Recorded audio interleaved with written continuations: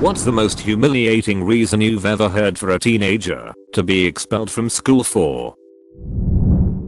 Not expelled, but suspended. Stupid boy mucking around in art class. Teacher has had enough of it and sends him to sit in the art cabinet on his own for 10 minutes. In most Australian schools, the art cabinet is a small walk-in cupboard with a sliding door. After 2 minutes the teacher feels mean for sending him in there and goes in to check on him. He's got his pants down around his ankle and is having a wank. Continues to do it as the teacher is screaming and the whole class can see him through the now open sliding door.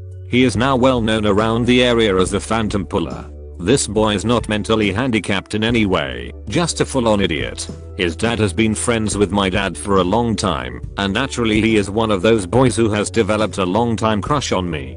We are now 22, and he still manages to find me whenever I return to my hometown with his piss-taking friends egging him on. This bloke sounds like an Aussie Kevin. I guess kangaroos and wombats are the same animal then. When I was in high school, I think my sophomore year, there was a senior who was expelled and not allowed to attend graduation because of a tiny pocket knife keychain in his car. It was one of those little freebie ones. At the time I believe they came with a particular multipack of film about 1.5 inches long, with a key ring, and containing only a single blade and a nail file, I think. It was barely usable as a letter opener.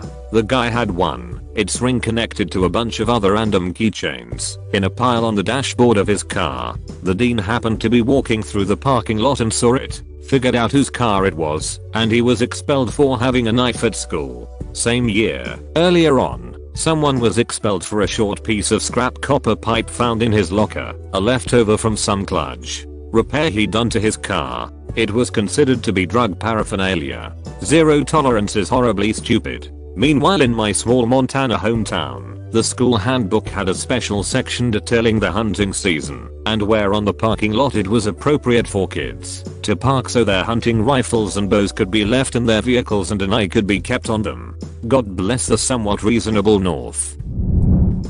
I got suspended for 3 days for this. When I was 14 or 15, we had an art project where we had to pick basically any recognizable person, celebrity, sports player, etc. to paint in a certain style. One of my good friends decided to pick Eminem, so when we were in the computer room at lunchtime, he was Google image searching for a good pick. He stumbled across a picture of two people doing it doggy style, except Eminem's face had been photoshopped onto the guy's body and Britney Spears onto the female's. This was hilarious to us teenage boys, so as a joke my friend pressed Ctrl+P, pretending he was going to print it, and changed the copies to 500. I leaned over and pressed enter. We scuppered out of there when we realized they had started printing, and we couldn't stop it. At the end of lunch, a teacher roared my name from the other end of the corridor and I obviously immediately knew why. Got taken to the waiting room by the headmaster's office and my friend, who had been using that computer, was already sitting there.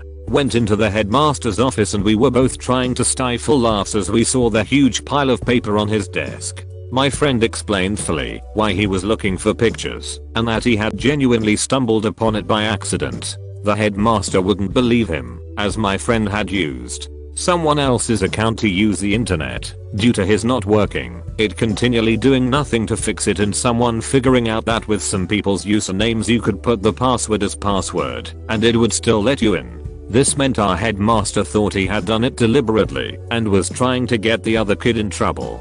Best part was our posh English headmaster saying, "Who is M&M?" And I leaned forward and pointed to the guy plowing Britney from behind and said, "He is." My friend burst out laughing, and we were both given 3-day suspensions. My parents weren't impressed, but it was worth it. I've tried searching for this picture since, but have never had any luck. If any of you can help a brother out, I'll love you forever. This is amazing. The only thing that would have made it better is if it was very poorly photoshopped, like cropped and pasted from Paint. In 5th grade there was a classmate of mine, and she was not somebody who bowed to peer pressure. She started intentionally wearing obvious mismatched socks as a sign of her individuality. She was very quiet and did not have many friends. Our teacher noticed the mismatched socks and after a week told the girl to wear matching socks. Keep in mind I'm 61 years old and this was a very rural public school back in the day. Well, the next week the girl again was wearing mismatched socks and the teacher sent her to the principal's office. The principal told the girl to write 500 times "I will not wear mismatched socks" and sent a note home to the parents. The next day the girl again wore mismatched socks and the pages she was told to write said "I will wear mismatched socks." The principal was not amused and suspended her for a week. Now I did not know the girl very well, but I sure liked her spirit. I organized a protest of the students to support her. The next morning there were 92 of us standing in the schoolyard, and despite all threats we refused to enter the school until the independent girl was allowed in and able to wear mismatched socks.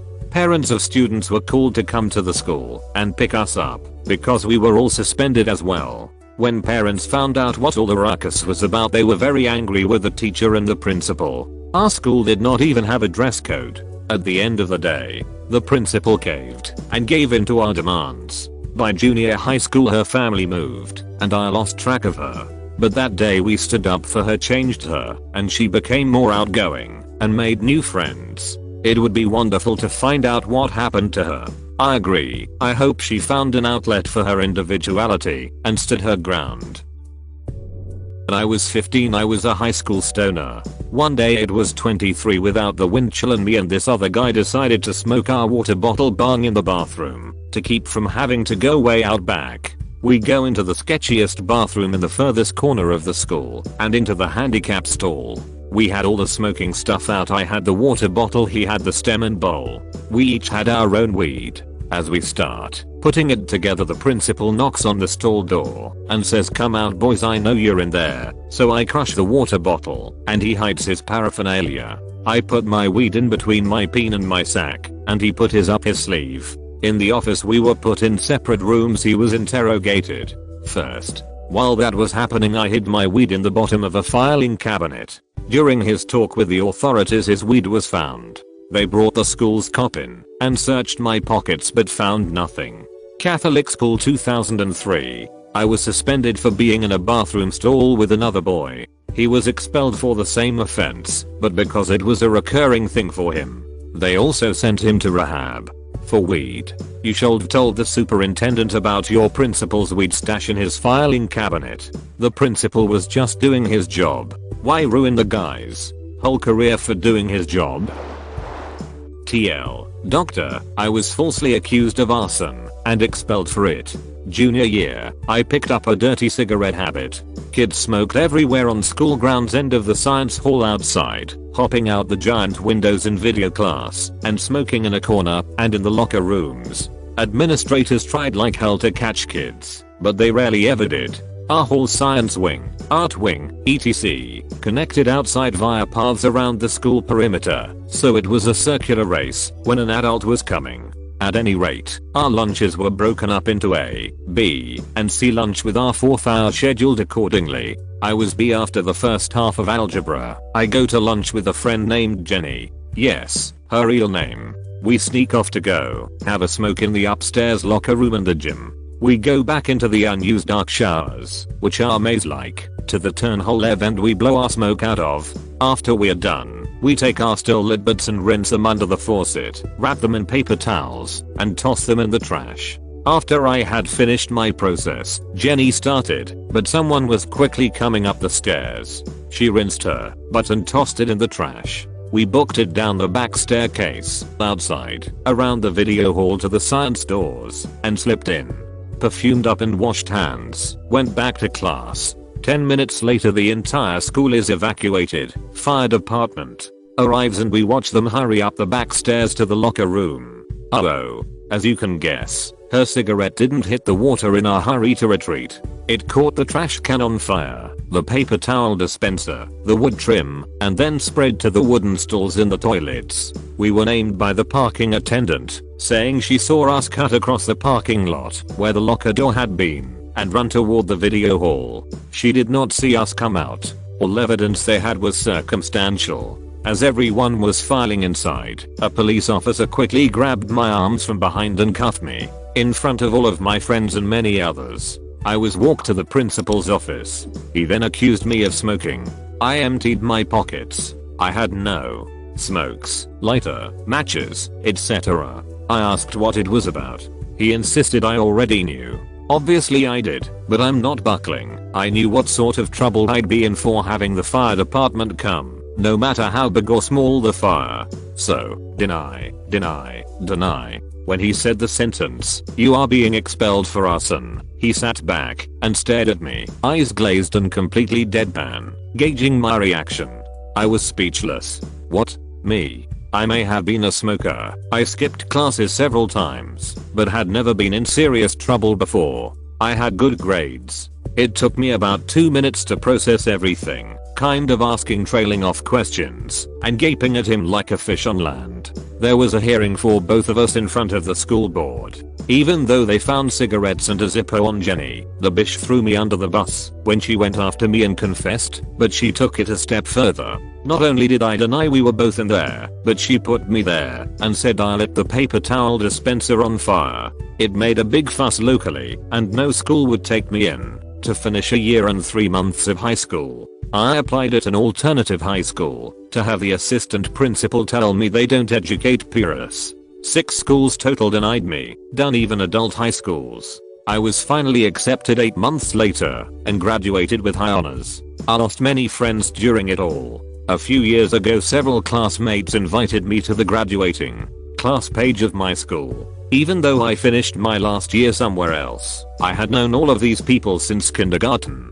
The admin of the page removed me and sent a write email about how I wasn't alumni and never would be. She tried to friend me on Facebook after she got out of jail for something unrelated. The request has been sitting there for over a year. Frick Jenny. Man, this made me mad. You should have pressed charges. They had nothing but circumstantial evidence. If it was taken to court, your proof of not having anything to light stuff with would have won you the case. What I'm surprised about is how nobody checked Jenny to see if she had stuff to light things with. When she blamed it on you, then you should have used this argument or something. I think if you were to go and clear this up with your alumni, then you could possibly get back into it.